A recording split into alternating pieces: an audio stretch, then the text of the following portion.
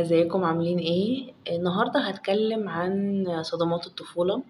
صدمات الطفولة من الحاجات اللي بتأثر بشكل كبير جدا على تطور شخصية الإنسان، بتأثر بشكل كبير على طبيعة علاقاته، بيتعامل ازاي بعد كده. آه، طيب ايه هي صدمات الطفولة دي؟ صدمات الطفولة تم توصيفها بأنها أو من خلال 3 كلمات. ال3 كلمات دول إن هي تجارب بتكون مؤلمة، بتكون مربكة، بتكون مخيفة للطفل. لأن عقله ما بيقدرش يستوعب أو يفهم ايه ده، ايه اللي بيحصل.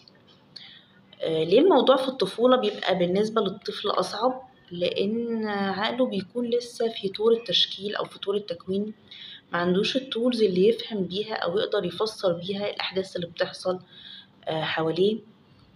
صدمات الطفولة ممكن تبقى زي ايه؟ زي الإهمال العاطفي، زي العنف الجسدي، العنف اللفظي، زي تعرض للتحرش أو التعرض للاعتداء الجنسي. كمان لو في آلام عميقة جدا، آلام جسدية تعرض ليها الطفل في طفولته بتبقى مكملة معاه. الحاجات اللي بتحصل لأطفالنا في فلسطين زي التهجير وزي القذف والحاجات دي من الحاجات اللي بتعمل صدمات قوية جدا في الطفولة. طيب احنا نقدر نتعافى من صدمات الطفولة دي؟ اكيد بس بنعمل ايه بقى؟ التبس بتاعتنا علشان نقدر نتعافى من صدمات الطفولة، اول حاجة ان احنا نعترف بالألم وما نقللش بيه او ما نقللش منه، لان الألم ده حرفيا بيكون اتحفر جوه الذاكرة الجسدية للإنسان والذاكرة العاطفية ليه. فهو ألم موجود، ونعترف بوجوده وما نقللش منه أبدا. تاني حاجة نفهم تأثير الماضي بتاعنا أو ماضينا كطفل أو الطفل الداخلي اللي جوانا.